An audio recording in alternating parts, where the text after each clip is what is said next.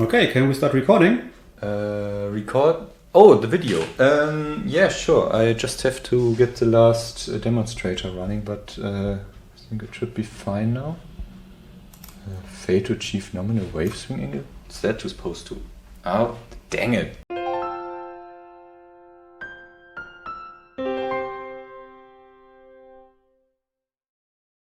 Software development has changed quite a bit in recent years. The benefits of some of these changes, like node modules folder heavier than the known universe, are still up for debate. But some of these changes are actually quite nice, like pull request based development workflows and automated tests running for each of these pull requests. Usually though, these tests are software only tests, running inside of containers, on virtual machines, many abstraction layers away from the hardware they are actually running on. For us in the embedded space, where the hardware-software interaction is kind of the whole deal, that's plainly said not enough. When writing a device driver, for example, we need to know if it causes any regressions with hardware that is actually running in the field, and not only if the software still compiles. This is why we still do a lot of manual testing, but it doesn't have to be that way. Today I'm going to show you how to run automated tests on real hardware, for example, this Raspberry Pi. What I'm going to show you is how to build a Yocto-based operating system image, how to flash it onto an SD card using a USB SD mux, how to power cycle the device in an automated fashion, collect input and output from the tests running on the hardware using a serial port, and how to automate all of these steps using GitLab CI pipelines, Labgrid, and pytest. So let's get started with the first of these steps, building a Yocto-based operating system image. So what does it even mean to build a Yocto-based operating system image? Yocto builds images based on a set of text-based recipe files. These recipes describe which software we want to be in the image and how to build it. I already have a mostly working set of recipes set up. The only thing missing is a text editor that does not fight back when trying to close it. So let's add the nano text editor to the image recipe. Luckily for us, there's already a recipe that describes where to download the nano text editor source code, including placeholders for the version number, and also how to build it. We can use the bitbake command to compile nano.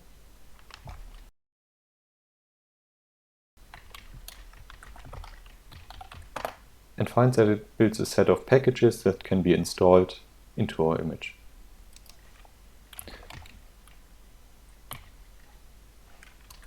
Now we just have to add nano to the list of packages to install into our image.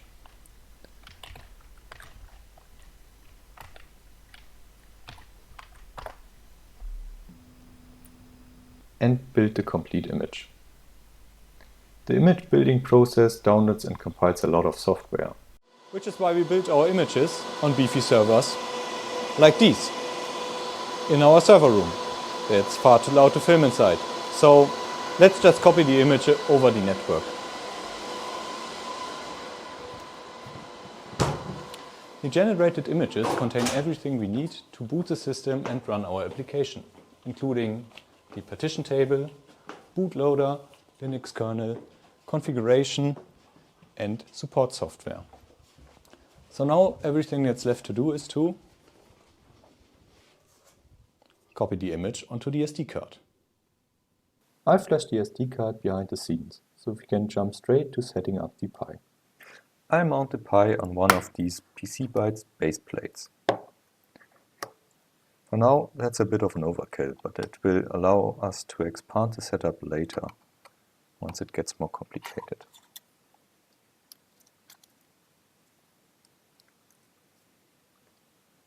To get input and output from the Pi, I'll be using one of these USB to serial adapters, because it makes automating the tests later on a lot easier than using HDMI, for example.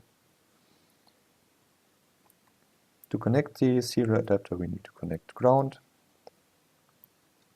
Rx and TX lines. Alright, enough talking. Let's see the Pi booting.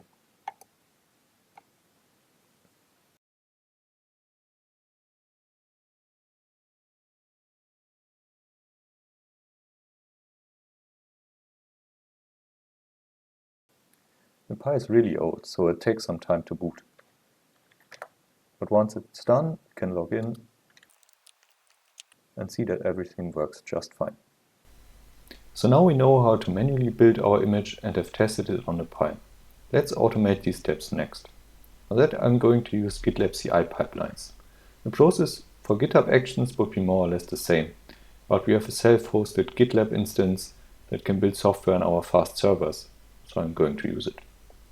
GitLab CI is configured with a YAML file inside the Git project.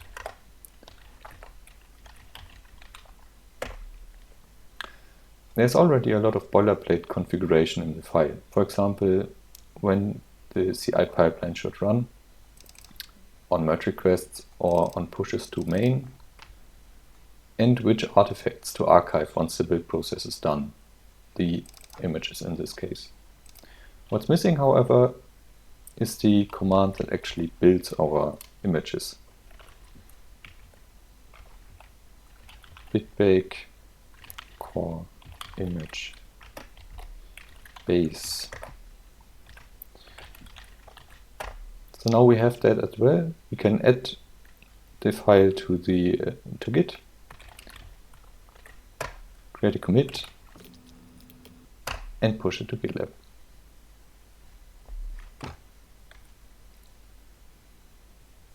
Now we should already be seeing the CI running.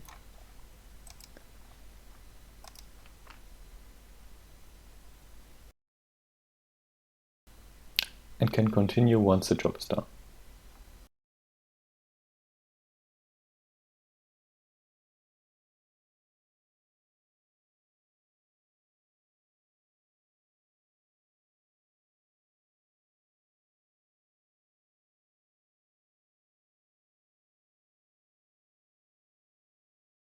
Once the job is done, we end up with an archive of our image files.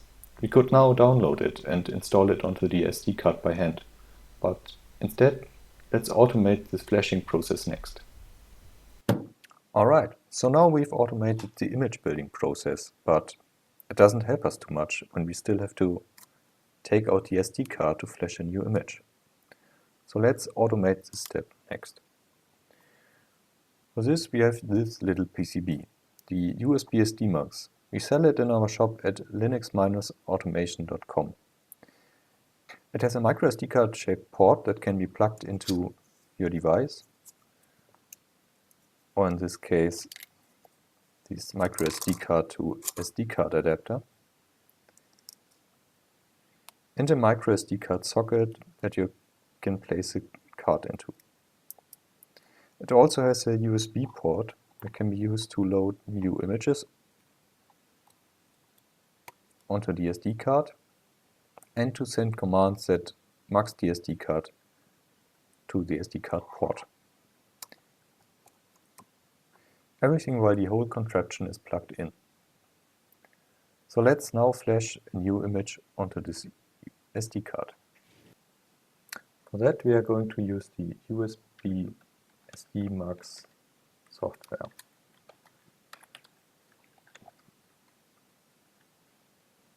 First we have to make sure that the card is muxed to the host. And then we can flash the image onto the SD card.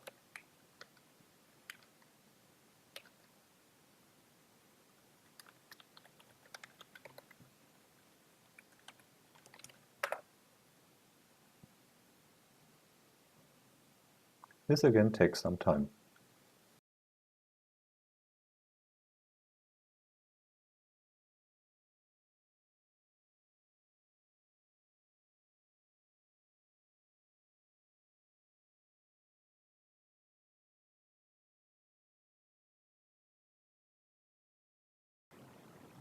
But once it's done, we can switch the SD card back to the device under test and watch it boot once again.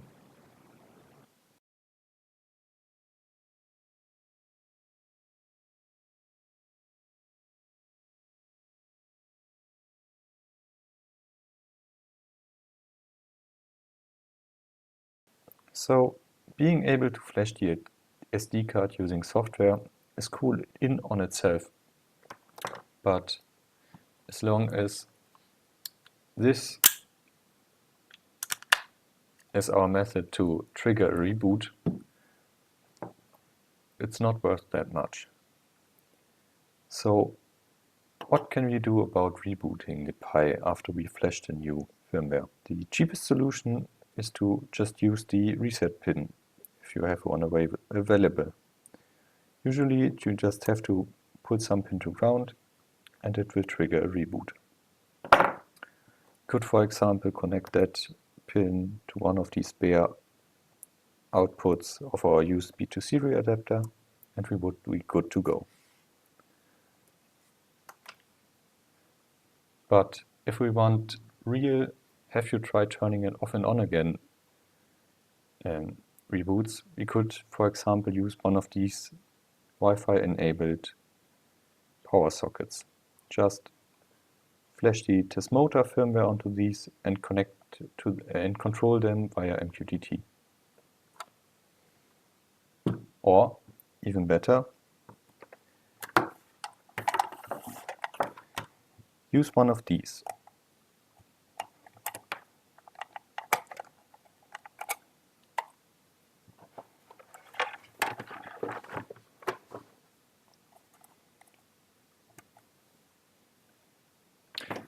The LX8 is a small Linux computer designed to develop software for other small Linux computers. It can be powered via Power over Ethernet and has an additional Ethernet port for your device under test.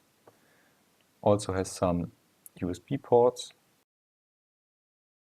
a very cute logo, and a power port that can be used to control your device and also gives you voltage and current measurements. So now that we have the LX8 on the desk, let's connect it to our device under test. First of all, connect the power switch in line with the power supply of your device under test. Then the LX8 also has a built-in logic level serial port. So we won't be needing the USB to serial adapter anymore.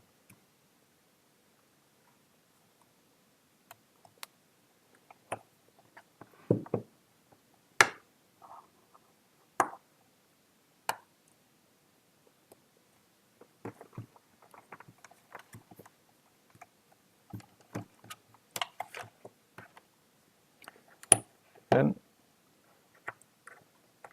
we can connect the USB SD mux directly to the tag. And while we are at it, let's also give the Pi a network connection. Because why not?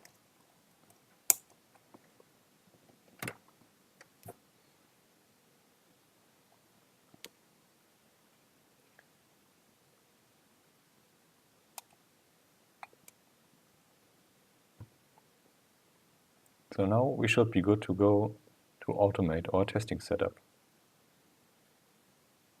So what do we need from our automation? First, we need to power off the device before we steal its SD card. Then we need to mux the SD card onto the LX8.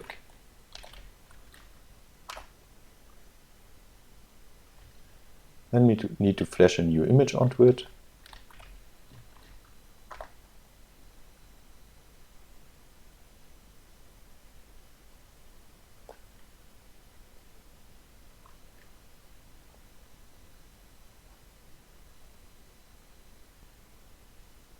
And mux the device back to the device under test.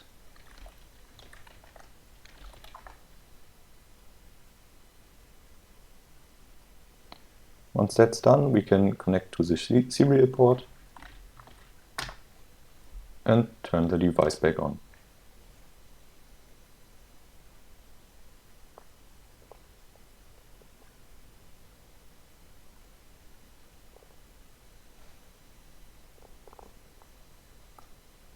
Once the device is booted, we need to log in and execute whatever tests we want to execute.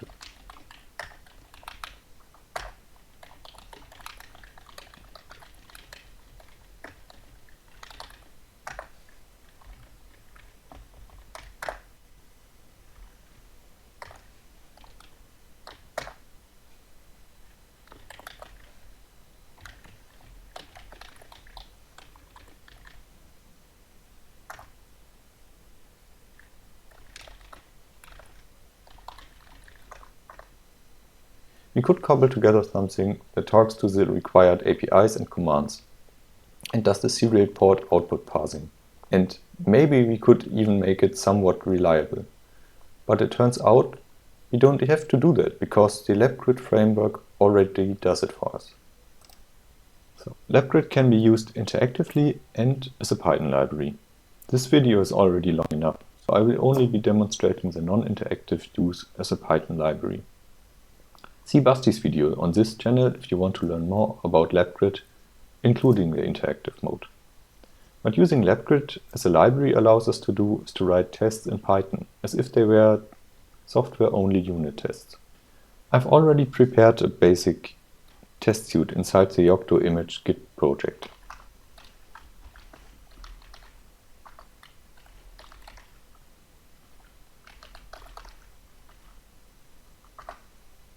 Both take a shell pytest fixture and use it to run commands on the Py. The first test checks if systemd complains about any services failing, and the second test checks if some tools are actually present and executable on the device. You may notice that the tests do not contain any information about how to power cycle the Py, flash the SD card, or even log in. They just assume that the Py is already flashed and powered on. This is because tests should be as stateless as possible. They should be executable in any order and independent from one another, which is why flashing, for example, should not be in a test. This is why state is handled outside of the pytest tests in something called a Labgrid strategy.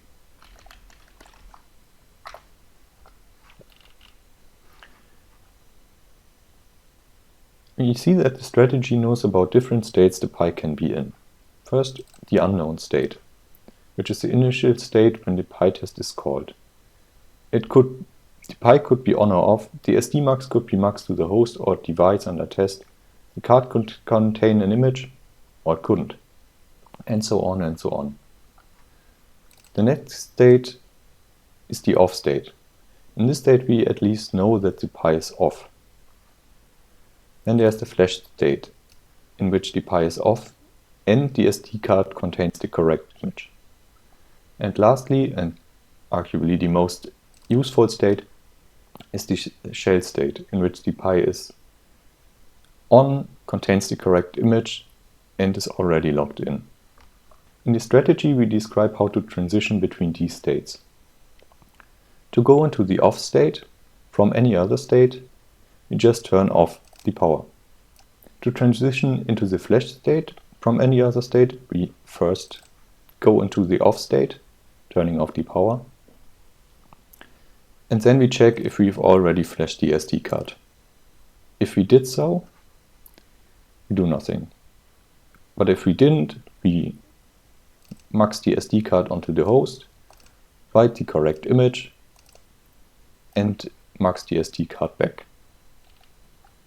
And finally, to go into the shell state, we first go into the flashed state, which in turn powers the device off, power the device on again, and wait until the login prompt comes up.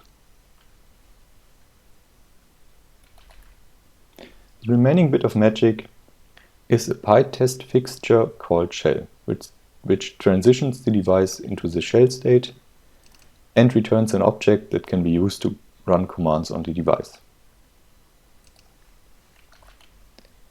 The hardware resources we use in our tests are described in a Labgrid environment file. In this case, the serial port that's connected to the Py, the power port that's used to power cycle the Py, and the USB SD mux device that's used to flash the SD card. Now that we've had a look behind the curtain, we can add another test that checks the network connectivity of the Pi.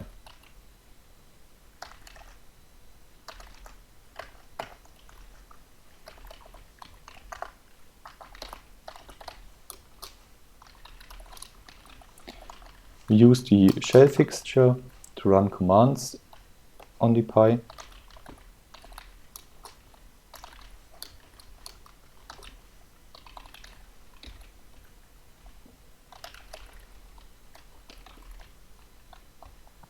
And just run ping on the device. To run all of these tests, I've added a test stage to the GitLab CI configuration.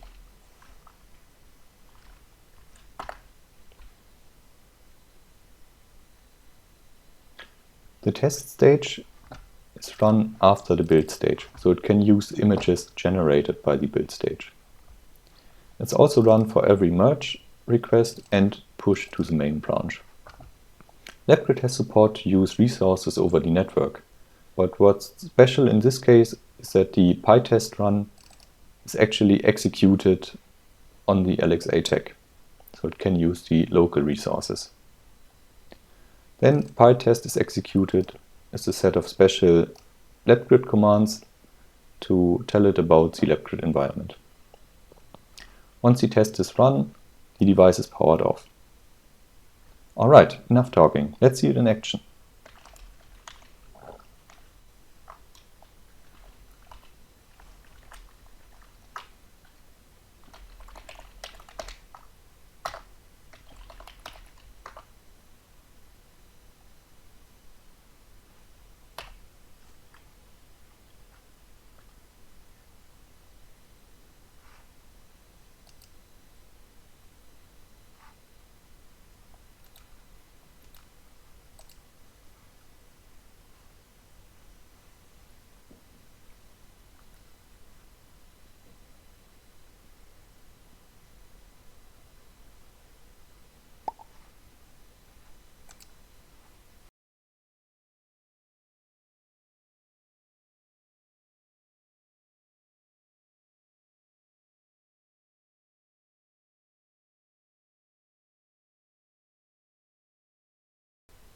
And with that, we've run our first set of automated tests on actual hardware and can start catching regressions. Regressions like these, where the test run failed in the test system running stage.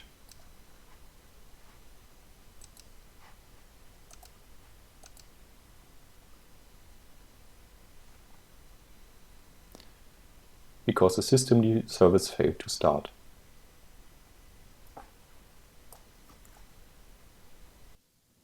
I hope you liked this small demonstration of how to build a test automation setup around an existing piece of hardware. Now it's on you to get creative and build your own test automation setup. We would love to see your creation. But until then, thanks for watching. Subscribe if you like if you want, and don't forget to go to our shop and buy all of our products. See you next time!